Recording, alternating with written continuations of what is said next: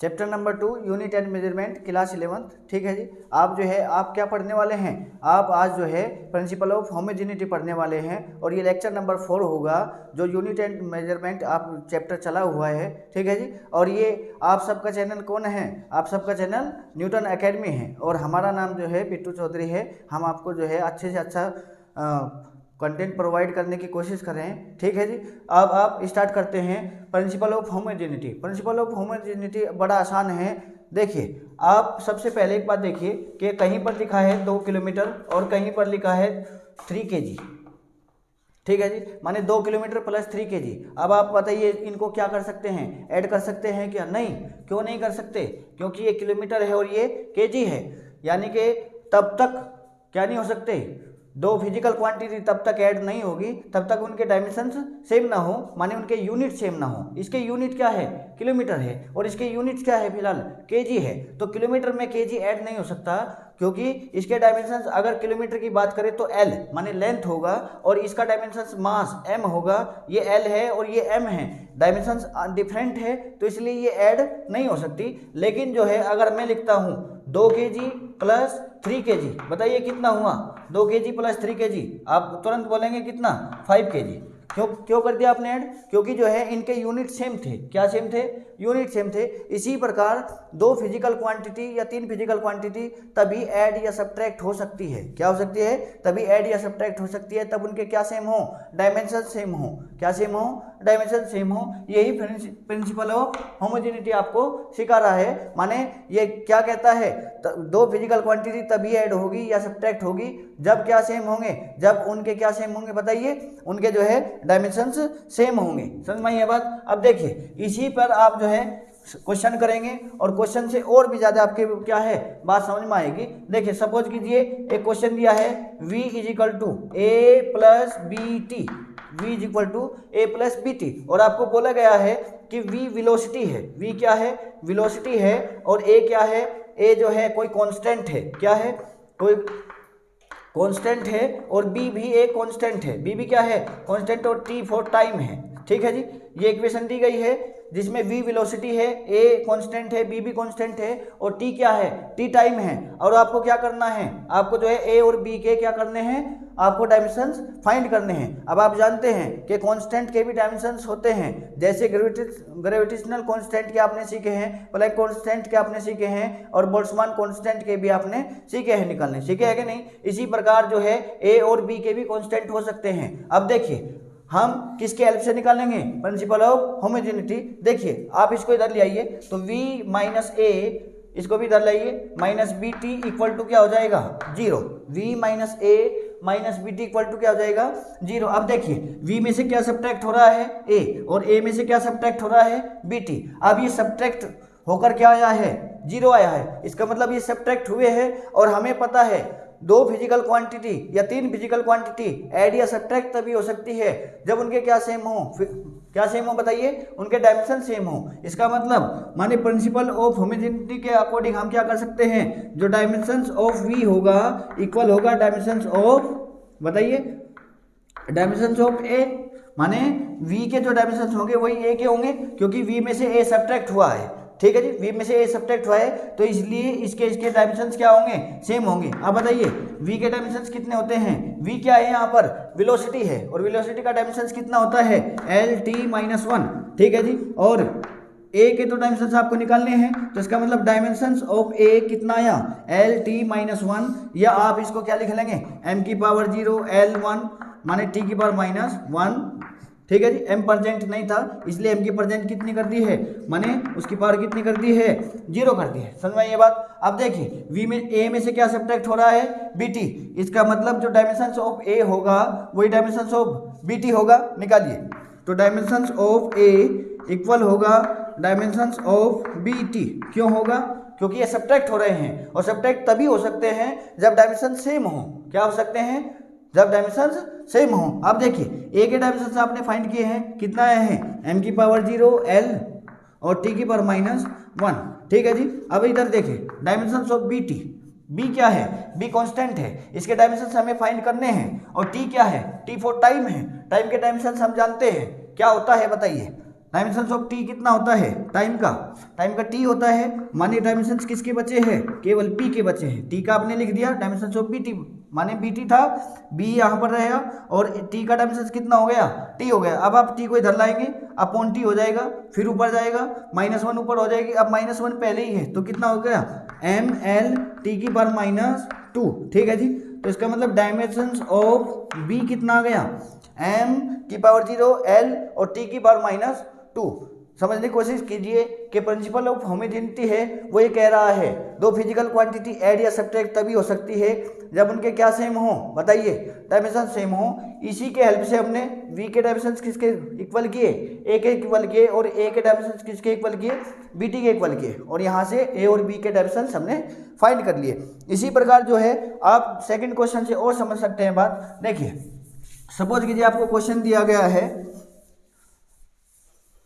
क्या दिया है कि x = है a plus B T plus C T square plus D T cube upon E plus T. ठीक है, और आपको दिया गया है कि जो ये x है, x क्या है, डिस्प्लेसमेंट है, ये क्या है, x जो है डिस्प्लेसमेंट है, और t क्या है, t फॉर टाइम है, t फॉर क्या है, t फॉर टाइम है। और आपको किसके निकालने हैं डायमेंशंस, a के, b के, c के, d के और e के। ठीक है जी, a b c d e इनके आपको डायमेंशंस फाइंड करने हैं, माने a b c d e के आपको क्या निकालने हैं, डायमेंशंस फाइंड करने हैं। ये देखिए, ठीक है जी। आप बताइए हमने क्या सिखाया है, प्रिंसिपल ऑफ होमोजेनिटी क्या कहता है, ये कहता है ये तभी ऐड हो सकते हैं या सब्ट्रैक्ट हो सकते हैं तब उनके क्या हो, डायमेंशन सेम हो। अब आप एक काम करिए, इसको इधर ले आइए, तो बताइए क्या होगा, x - a - bt plus C T square plus D T cube upon E plus T. ठीक है जी, अब देखिए इक्वल क्या बचेगा, 0 बचेगा, क्योंकि आप सब उधर ले गए। अब देखिए जी, तो इसका मतलब x में से a सब्ट्रैक्ट हुआ है और इसमें से सब्ट्रैक्ट हुआ है, ये सब्ट्रैक्ट हुआ है, ये भी माइनस का, ये भी माइनस का हो जाएगा, सॉरी।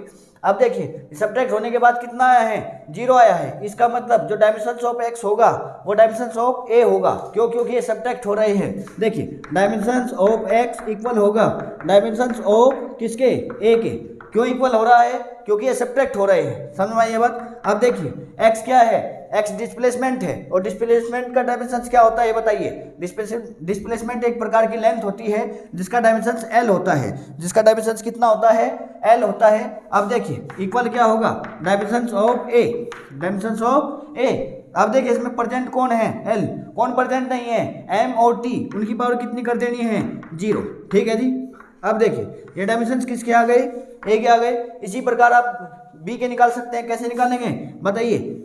जो डायमेंशन ऑफ a होगा वही डायमेंशन ऑफ bt होगा, या डायमेंशन ऑफ जो x होगा वो इसके भी इक्वल होगा। ऐसा नहीं है ये इसके इक्वल, ये भी इसके इक्वल, ये भी इसके इक्वल, क्योंकि ये सब सब्ट्रैक्ट हो रहे हैं एक दूसरे में से। देखिए तो इसका मतलब डायमेंशन ऑफ bt इक्वल किसके होगा बताइए। या तो आप डायमेंशन ऑफ a लिख लीजिए या आप डायमेंशन ऑफ x लिख लीजिए, बताइए क्या लिखेंगे आप। सपोज कीजिए आपने x लिखा है, ठीक है जी। अब बताइए b तो कांस्टेंट है, इसका तो आपको डायमेंशन फाइंड करना है, तो आप डायमेंशन ऑफ b तो ऐसे क्या, ऐसे ही रहने देंगे। और t क्या है, t टाइम है, टाइम का डायमेंशन कितना होता है, t होता है, तो यहाँ पर t लिखेंगे इक्वल डायमेंशन ऑफ x कितना होता है, l होता है। इसको इधर लेकर जाएंगे तो डायमेंशन ऑफ b क्या हो जाएगा बताइए, l अपॉन टी, और टी ऊपर जाएगा कितना हो जाएगा, l टी की पावर -1, l तो पहले ही है और टी की पावर -1 इधर से आएगा। अब बताइए इसमें कौन प्रेजेंट नहीं है, इसमें m प्रेजेंट नहीं है, तो इसलिए उसकी पावर कितनी कर देनी है, 0। इस प्रकार आपने डायमेंशन ऑफ b भी निकाल लिया। इसी प्रकार आप डायमेंशन ऑफ c भी निकाल सकते हैं। कैसे, डायमेंशन ऑफ x इक्वल करेंगे किसके, dimension of C T square. देखिए कैसे करेंगे, यहाँ पर क्वेश्चन रफ कर देते हैं, आपने नोट कर लिया होगा। देखिए यहाँ पर लिख देते हैं, माने जो डायमेंशन ऑफ x होगा वो इक्वल होगा dimension of C T square, होगा कि नहीं। अब देखिए डायमेंशन ऑफ x क्या है बताइए, क्या है x डिस्प्लेसमेंट है, डिस्प्लेसमेंट का डायमेंशन कितना होता है, l होता है। और डायमेंशन ऑफ c के तो आपको निकालने हैं, लेकिन क्यों, क्योंकि c कांस्टेंट दिया है हमने, और t क्या दिया है, t टाइम दिया है, टाइम का डायमेंशन कितना होता है, बताइए टी होता है और इसका स्क्वायर है तो स्क्वायर कर देंगे, ये टी इधर आएगा, बताइए कितना हो जाएगा, अपॉन टी स्क्वायर हो जाएगा, ऊपर जाएगा तो टी की पावर -2 हो जाएगा। तो इसका मतलब एल टी की पावर -2 और कौन प्रेजेंट नहीं होगा, एम, तो एम की पावर कितनी कर देनी है, 0 कर देनी है, माने एम की पावर 0 एल टी की पावर -2 इक्वल होगा डायमेंशंस ऑफ किसके, बताइए क्या होगा, सी। ठीक है जी, इस प्रकार आपने सी के भी निकाल लिए और इसी प्रकार आप किसके निकाल सकते हो, किसके निकाल सकते हो बताइए, डी के निकाल सकते हो। कैसे, अब देखिए इसमें आप क्या करोगे, इसमें जो है ये देखिए ई में क्या ऐड हो रहा है, टी, ई में क्या ऐड हो रहा है, टी, तो इसका मतलब ये दोनों ऐड हुए हैं और ऐड कब हो सकते हैं, जब डायमेंशंस ऑफ ई इक्वल हो डायमेंशंस ऑफ किसके, टी के। तो आप पहले ई की निकाल लीजिए, माने जो डायमेंशंस ऑफ ई होगा वही डायमेंशंस ऑफ क्या होगा, टी होगा। ठीक है जी, अब ई के तो आपको निकालने हैं, dimensions of E equal dimensions of T, T क्या है, टी टाइम है, तो टाइम का डायमेंशंस कितना होता है, टी होता है। अब देखिए डायमेंशंस ऑफ ई क्या हो गया, बताइए, एम नहीं है, एल नहीं है और टी की पावर कितनी है, 1 है। ठीक है जी, ये डायमेंशंस ऑफ कितना आ गया, ए आ गया। अब देखिए ये इसमें से देखिए, या तो आप इसे सी टी स्क्वायर के जो डायमेंशंस होंगे या तो आप इसके इक्वल रख लीजिए या फिर इसके इक्वल रख लीजिए या फिर इसके इक्वल रख लीजिए, समझ में आई ये बात। अब देखिए आप क्या करोगे, डायमेंशंस ऑफ एक्स जो होगा वो इक्वल होगा डायमेंशंस ऑफ, बताइए, dimensions of D T cube upon E plus T, upon E plus T. अब देखिए आसान तरीके से समझिए, डायमेंशंस ऑफ एक्स कितना है, एल है, इक्वल डायमेंशंस ऑफ डी, ये आपको फाइंड करने हैं क्योंकि डी क्या है, बताइए डी क्या है, डी जो है एक कांस्टेंट लिया है हमने, तो डी डायमेंशंस ऑफ डी ऐसे रखेंगे, मानिए आपको निकालने हैं। और टी क्या है, टी टाइम है, टाइम का डायमेंशंस कितना होगा, टी, क्यूब है तो क्यूब कर दिया। अब देखिए डायमेंशंस ऑफ ई कितना है, बताइए कितना है डायमेंशंस ऑफ ई, एल आया है या फिर टी आया है। अब देखिए इसका डायमेंशंस भी टी और इसका भी टी, तो टी प्लस टी 2t नहीं करना है, डायमेंशंस को ऐसे नहीं जोड़ते हैं, टी प्लस टी 2t नहीं, माने इसका भी डायमेंशन टी, ये इसका भी टी, तो जो दोनों का ऐड होकर कुछ भी आएगा उसका भी डायमेंशन कितना होगा, टी, माने इन दोनों की जगह डायमेंशन कितना लिख सकते हैं हम, टी। समझ में आई ये बात दिमाग में आई कि नहीं। सपोज कीजिए, देखिए मैं इस बात को दूसरी तरीके से समझाता हूँ, 2 kg प्लस 3 kg इक्वल कितना, 5 kg। ठीक है जी, तो डायमेंशंस सेम हुआ। तो इसी प्रकार इसका डायमेंशंस ई का कितना आया है, टी, इसका भी कितना आया है, टी, तो दोनों का टी, देखिए टी प्लस टी इक्वल क्या होगा, टी।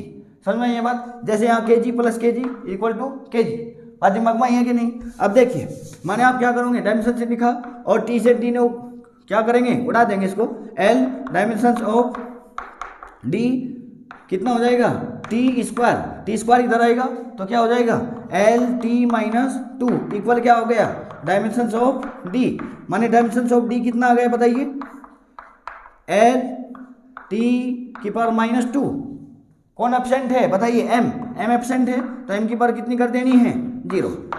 समझ में आई ये बात, ये आपको नोट करना है। देखिए ये माने आपने क्या किया है, आप जो है यहाँ पर माने आपको क्वेश्चन दिया था, ऐसे याद रख लीजिए। देखिए डायमेंशंस ऑफ ई इक्वल होगा डायमेंशंस ऑफ टी, क्यों होगा, क्योंकि ये ऐड हो रही है। ठीक है जी, और फिर ये डायमेंशंस ऑफ जितने इसके होंगे उतने इसके उतने इसके उतने इसके उतने इसके, समझ में ये बात, सेम होंगे, क्यों, क्योंकि ऐड सब्ट्रैक्ट हो रहे हैं। यही प्रिंसिपल ऑफ होमोजेनिटी कहता है, आप आसान तरीके से समझ सकते हैं। और भी क्वेश्चन है, ये हम जो इसके और क्वेश्चन है माने जो बेस्ट क्वेश्चन है वे आपको जो है लेक्चर नंबर 5 में कराएंगे, माने नेक्स्ट लेक्चर में कराएंगे। आप जो है पढ़ते रहिए और ये 2 क्वेश्चन कीजिए और जो है इसके बाद 1-2 क्वेश्चन अपनी किताब से लगाइए, पढ़ाई में पढ़ते रहिए और जो है बढ़ते रहिए आगे। ठीक है जी, बाय बाय।